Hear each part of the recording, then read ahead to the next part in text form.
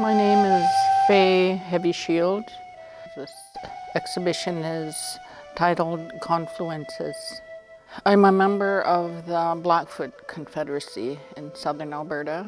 My art practice, I guess, started in 1980 or so when I started attending the art college and just been making work ever since. Early works are in the entrance gallery here. There's two new works. Both new works are responses to the sites here, the river and Cahokia.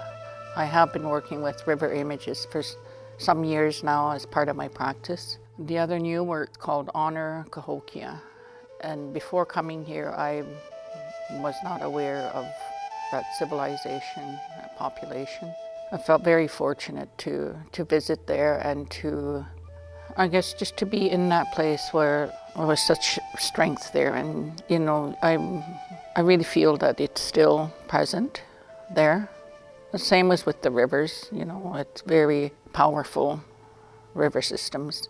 Much of my work has been site-specific, and for me that's the exciting part, is making sure that I don't just bring something in and it's going to go on the wall, or not just importing. So this way it was thought out, and it was based on images of rivers that I had been working with before. So in a sense, there was a history already in place. So all those things, you know, that's what comes together when the place has a part in what you're doing.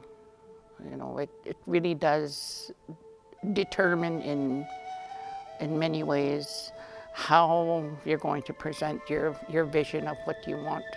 Decision making, I think that's such a fun part of being an artist, is you're not bound by anything. If there's something that you try and okay, it doesn't really work, okay, well you'll go and you'll do something else. So it's a real, I guess, journey, but it's very freeing because you're the one making those choices.